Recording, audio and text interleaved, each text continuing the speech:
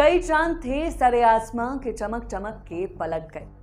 हिमाचल प्रदेश के सियासी आसमां में भी कई चांद अपने दौर में खूब चमके और फिर बदले सियासी हालात में लुप्त हो गए। इधर भी और उधर भी, मतलब भाजपा में भी और कांग्रेस में भी।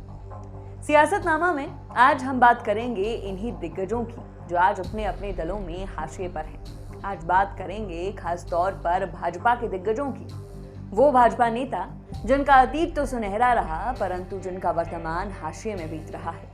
प्रदेश में जिन भाजपा नेताओं का कभी सिक्का चला करता था, आज वो नेता प्रदेश की राजनीतिक तस्वीर से लगभग गायब हो गए हैं। इसीलिए आज बात करेंगे प्रोफेसर प्रेम कुमार धूमल की और उनके करीबियों की। नमस्कार, मैं हूं नेहा धीमान और आप देख रहे हैं फर्स्ट वर्डिक मीडिया की खास पेशकश सियासतनामा।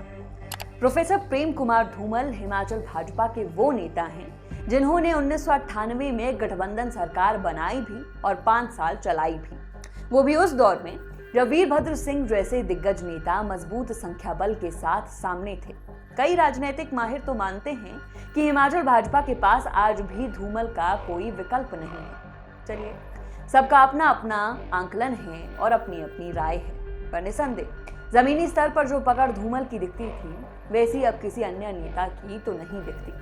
रमेश धवाला, रविंदर सिंह रवि, गुलाब सिंह ठाकुर, हिमाचल भाजपा के धूमल अध्याय के ये वो नाम हैं जिनकी कभी टूटी बोला करती थी। 1998 में तो सरकार ही नहीं बनती अगर धवाला ना होते। खुद धवाला इसका बखान कई बार करते दिखते हैं और ये सही भी है।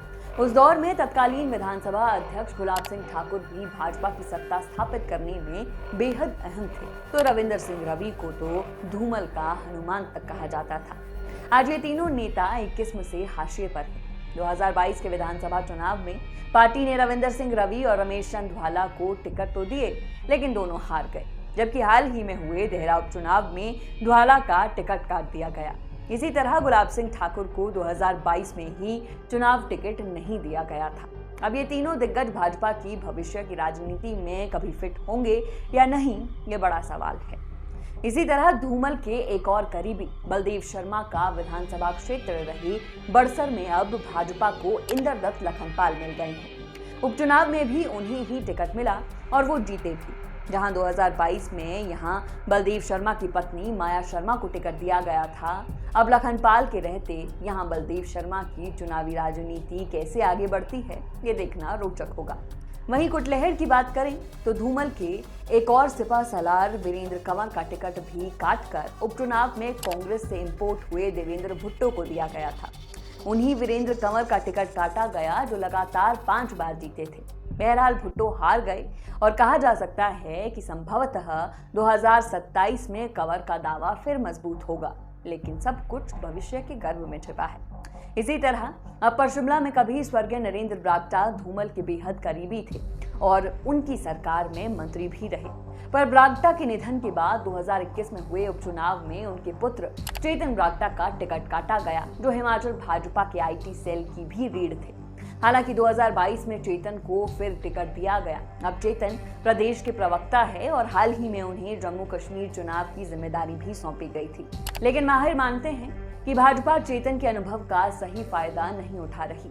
2022 का चुनाव हो या इसी साल हुए 9 उपचुनाव, सोशल मीडिया पर कांग्रेस भाजपा की बनिस्बत बेहतर दिखी है और अगर चेतन आईटी सेल में होते तो शायद परिस्थिति कुछ और हो सकती थी। जिक्र सरवीन चौधरी का भी जरूरी है, जो भाजपा का बड़ा महिला चेहरा है और जयराम सरकार में मंत्री भी रही। 2022 की एंटी इनकम्बेंसी के आगे सरवीन चुनावी मैदान में कहीं न टिकी और उस हार के बाद से ही हाशिए पर दिखी है।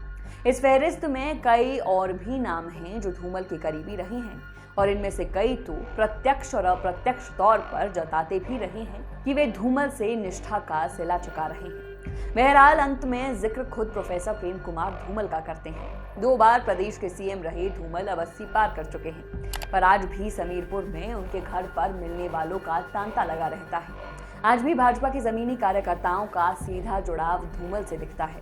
अब धूमल की सियासी विरासत उनके पुत्र और पूर्व केंद्रीय मंत्री अनुराग ठाकुर आगे बढ़ा रहे हैं। 5 बार के सांसद अनुराग को इस बार केंद्रीय मंत्रिमंडल में जगह नहीं मिली और इसके बाद ही उनके प्रदेश की सियासत में एंट्री की अटकलें लगने लगी हैं। धूमल के निष्ठावान भी इसी आस में हैं कि ये बादल भी जल्द छटेंगे। अब ये हो पाता है या नहीं, ये भी वक्त ही बताएगा। वैसे बता दें कि ये पार्टी भाजपा है और यहाँ अतीत से ज्यादा भविष्य पर जोर दिया जाता है।